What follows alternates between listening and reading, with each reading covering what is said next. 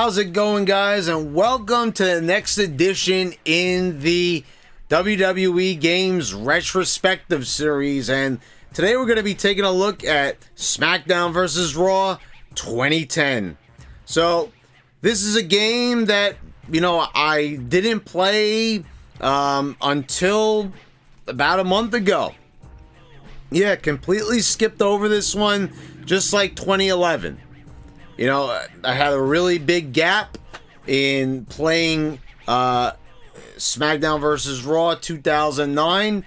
Didn't play for a few years. Picked up the series again with WWE 12. So what did I think of this addition to the series? Well, you'll have to all find out in the retrospective that will follow. So guys, I hope you all enjoy this one. So let's just jump right into it and talk about what we see when we first turn on the game. And we've got Triple H here. Yeah, just a picture of Triple H. I don't know what it is, but like the early SmackDown games always had better presentation at the beginning of the game. You'd always have some kind of like audio cue or something to go along with it. Like in Just Bring It, you have Michael Cole saying WWF Smackdown, Just Bring It, something like that. Even Shut Your Mouth, cool intro screens with cool looking logos. But just like we talked about in 2011, here's 2010 and we've got just a picture of Triple H, just a still picture, and not much else. So we go past this and we get the training facility, and this time it's actually the training facility, because in 2011 they switched it to an empty arena. So I kind of like this a little bit better, and it's the same thing that we talked about in my SmackDown vs. Raw 2011 retrospective. You get to try out your moves, there's a checklist to go off of, but then we go past this and we get undoubtedly the most boring menu I have seen in any SmackDown game, any SmackDown vs. Raw game, and any just numerical WWE title, 2K series, you name it. This is bland as hell. All you get is a transparent menu. There's not even any photos of wrestlers or anything like that. I'm not saying the 2011 menus were spectacular or anything, but they sure as hell were a lot more exciting than this. So they're just transparent menus, and all you can see is the training facility in the background. And as you scroll through the different modes, you don't really get anything that looks any different. So this is very disappointing. As far as new game modes, we don't get anything really new besides the Championship Scramble match, which is a match type that we only had at the Unforgiven 2008 pay-per-view, but here it is making its debut. And we've got Road to Wrestlemania returning, and we'll talk about that in a moment. We also have the Create a Story mode, which is a very unique feature, and I give all the credit in the world that you can script your own events. But this mode, for me, I can never get into it. It just takes so damn long. And it's so overwhelming. I mean, this is my fault. You can say that I have a short attention span. But things like this, I just don't have patience for them anymore. I would, if I was younger and still a kid or a young teenager, I would have loved this mode, creating my own stories and everything. It would surely remind me of playing with my wrestling action figures and getting to live out those fantasies in the game. But it's just so time consuming, and you want to play matches, you want to play the story mode, and you'll eventually get to play those matches and live out these storylines, but you got to sit there and create them first, and it's just not for me. So I can't really knock it. It's creative, it's intuitive, without a doubt, but yeah, I can't really fairly comment on this because I just don't have the time to put into this. So the other thing which I never got about the SmackDown vs. Raw games, and they were doing this a few times, they had this in 08 and 09, and that's the absolutely worthless career mode. This is just basically cheaply, weirdly leveling up any wrestler of your choosing. You just wrestle matches and win titles. Wow, exciting. No storylines. It's just match after match after match. And I never got this. This was just like a throwaway mode, and it's being presented there for a reason, but I never understood it. It's that there's no purpose for it. You know, if you just feel like having a marathon of matches and not having to set them up on your own, then, well, have at it. But I get really no enjoyment from this mode at all. Now let's talk about the roster here. So, you know, of course, you get all your usual Cena, Randy Orton, Triple H, Undertaker. But the roster is filled with first-timers and last-timers as well. We would see the debuts of R-Truth, Mike Knox, Vladimir Kozlov, Jack Swagger, Dolph Ziggler, and Natalya. So you have quite a few stars here.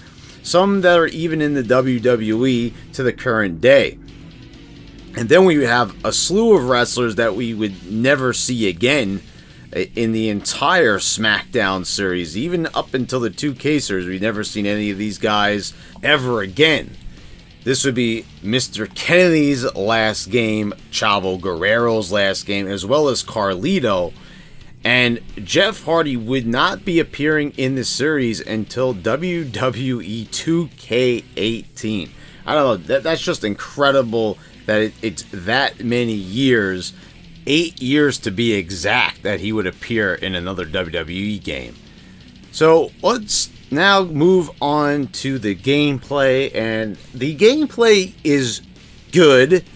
There's just some weird things that I noticed, especially going back one game, playing 2011, and if you haven't seen my SmackDown vs. Raw 2011 retrospective, go check that video out as well. But I said the gameplay was a lot of fun, and it felt really good. Here we have more grapples, we have the ultimate grapple system, and there's just more moves in general. The ultimate grapple, it's fun and interesting. You know, you get to actually perform different moves from different positions in a single move slot. And that's really interesting and opens up a lot of gameplay options. But it does kind of slow things down a bit, and it does feel a bit awkward at times. Like there's a pause between the moves when you choose to perform these moves. But it is fun. The one thing I did notice where things get a little bit awkward is doing Irish whip finishers. I just felt like the timing on these moves was so much better in 2011. It just feels more awkward here. Like the timing is always off. So there definitely are things. Yeah, it's just definitely a lot smoother in SVR 2011. I didn't even expect it to feel that much different. I always assumed that 2010 and 2011 were very similar in a lot of ways because they look very similar, but that's not the case. Actually, the gameplay feels a lot different here. But probably my least favorite thing about the controls is the targeting. In 2011, I thought the targeting was pretty damn good, pretty reliable. You know, you could select targets and you would automatically target people. But in this one, I don't know what the hell they were thinking. I understand this game preceded 2011, but in the previous SmackDown vs. Raw games, I mean, there was pretty good targeting. Here, it's completely broken. I suggest that you use manual because when you do automatic, it is so unreliable. You don't seem to target anyone quick enough. And manual, you have to be right near the other opponent that you want to target until you could do so. And I just think that that's just asinine. But on a positive gameplay note, I really like the reworked Royal Rumble controls from previous games. I was having a lot of fun playing Royal Rumbles in 2011 as well. It's just a lot of fun doing those mini games. They just feel really good and feel like it is a struggle to eliminate an opponent. It feels like you have a sense of urgency with all these different button prompts. So I did like that. This was definitely a very positive alteration to one of the game's most popular modes, and I think it was long overdue. Now let's talk about my favorite mode in any wrestling game, and that is the Road to WrestleMania mode. And there are a slew of new stories this time around. There's 6 to be exact, and this is basically the campaign mode for the game. I would call it the career mode, but there's already a career mode. That's what's so weird about there being a career mode when it's just some trash mode. But this is where the real meat of the game is. This is where I spent most of my time, and I had a pretty good time. I started off with the Cena and Triple H Road to WrestleMania. And this one, I guess you can make the argument that this is kind of like a 2-in-1, but really, this was my least favorite out of the bunch. It's all about brand warfare and Cena versus Triple H, and you get to choose, who you want to play, and you could swap out Cena for Triple H along the way a few times. And ECW gets involved, but of course, only Big Show, Morrison, and Miz are involved here, so there's not really a big representation of ECW. There's some unusual challenges, like one where there's a height meter and you need to whip the crowd into a frenzy and come out on top above Cena and Big Show in this 3-way brand warfare. But it just kind of feels flat. I never felt like really involved in this story.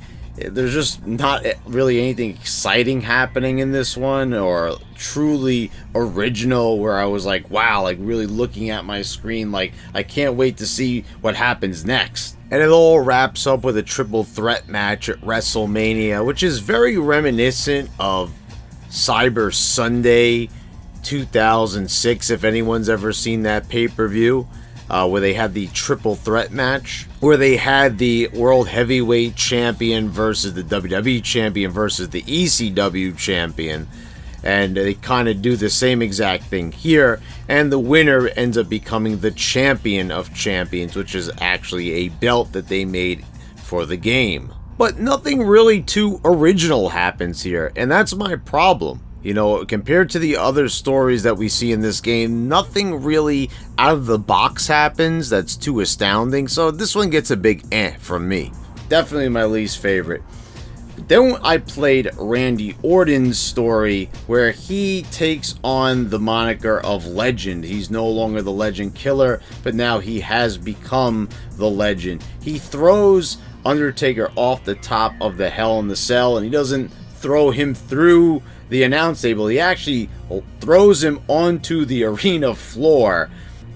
Wow, a bit much, don't you think? I thought it was interesting how he kind of reverses roles here with The Undertaker, and it's kind of like the Mick Foley moment from King of the Ring 1998, but he is the one actually throwing Taker off the top of the cell instead of it being the opponent.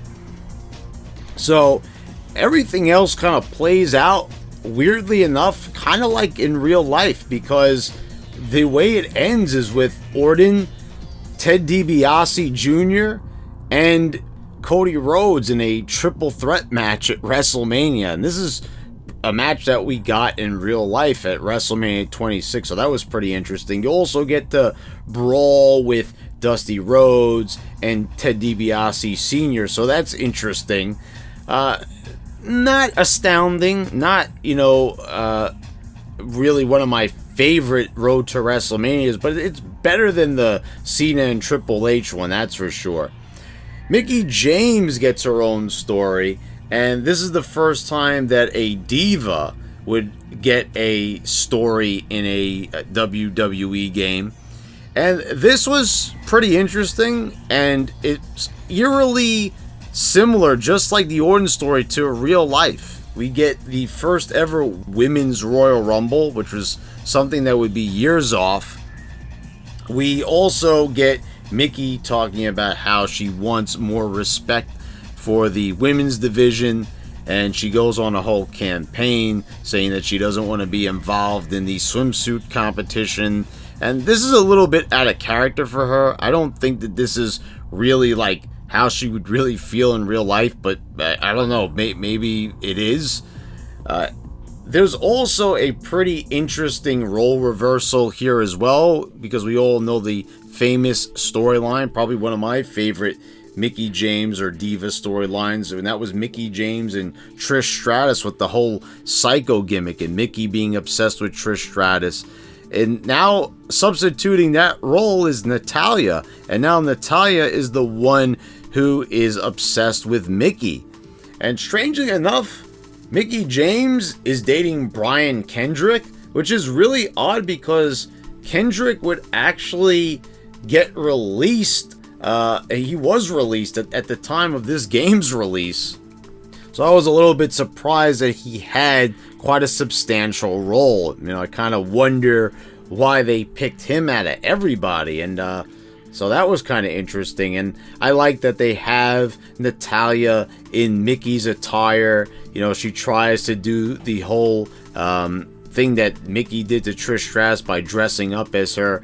And you actually get to play in this attire. You can unlock it. Pretty good story, I have to say. They did a mixture of originality and real life, and they played off of a few things that actually happened. So this was pretty enjoyable. Up to this point, this was my favorite story. Shawn Michaels has a story as well, and this is a retirement angle, and this is also kind of very eerie. It's almost like WWE gave Ukes and THQ the script here, and they were like, okay, so this is basically everything that we're going to be doing next year, so why don't you just drop a few hints in the game itself, because Michaels is in a match with JBL where the loser has to retire.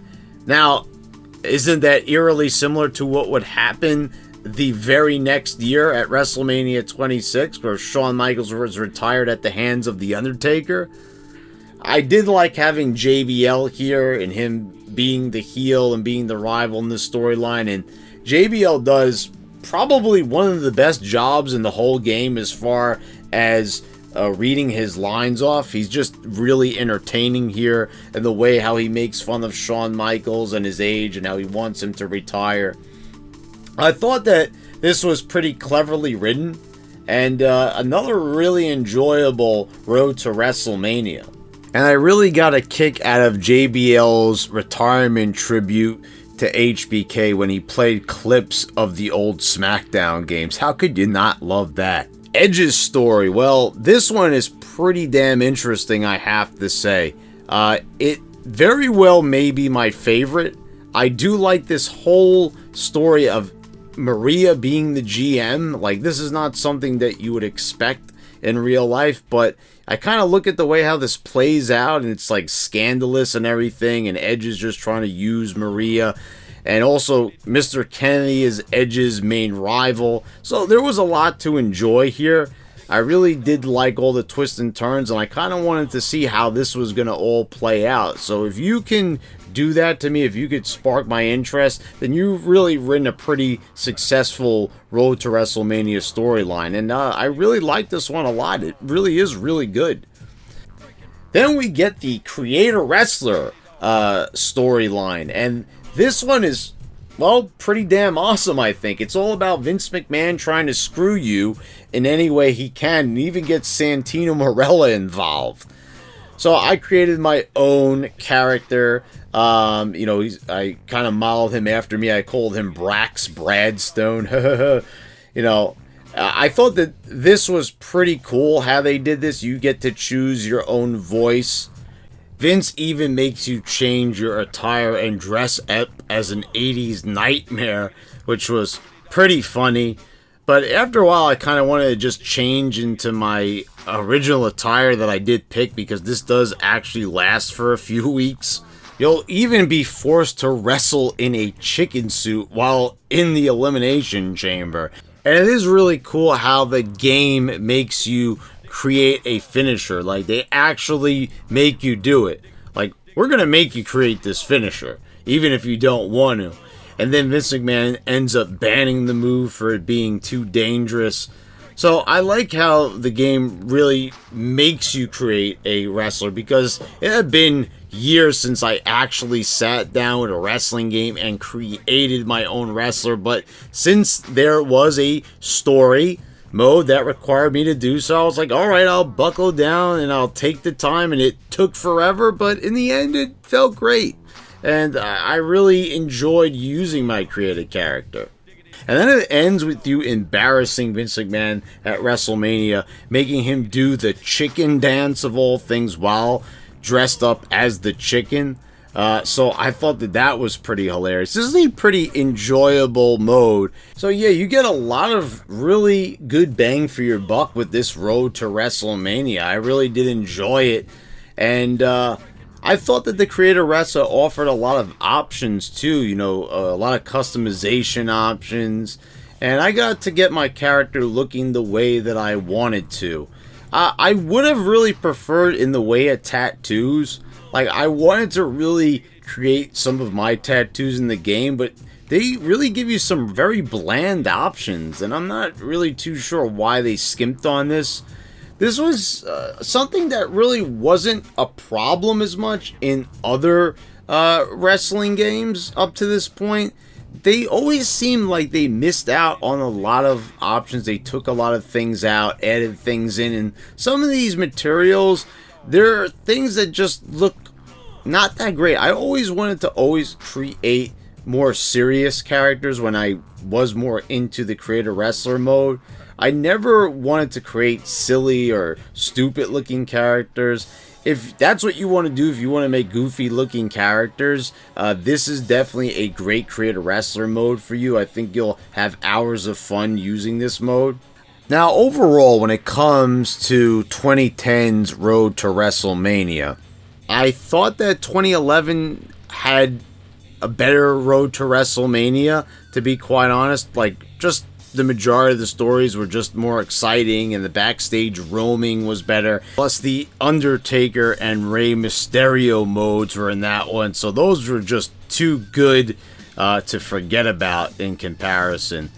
Also, the game gives you some creative stories as well to work with, so you can kind of count these as sort of extra Road to WrestleManias, but there's no voiceover work for these. You get the best of 2008 and 2009. They give you some classic matches that occurred during those time periods to play through. They even threw in Christian's return to ECW that occurred in 2009. So it was nice to see that.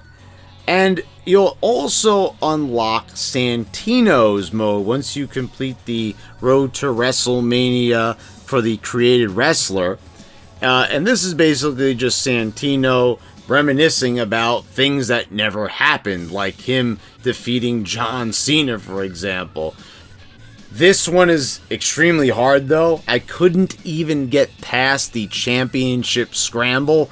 This was really fucking hard. It's so tough, and they have some of the best involved in this. You have to deal with Triple H, Randy Orton. I just found it to be impossible, and Santino doesn't have very good stats to begin with, so it kind of really did feel kind of impossible to win this match and complete this story. So there you go, guys. That's SmackDown versus Raw 2010. Not as good as 2011. The Road to WrestleMania is definitely better in 2011. The gameplay feels smoother, crisper, and cleaner. So overall, it does feel like the superior entry in the series, but by no means a bad game. So I do recommend it. There's just better entries in the series, without a doubt. Anyway, guys, I hope you all enjoyed the review. Please subscribe if you haven't already. Click the bell so you get all notifications when I post all my new videos.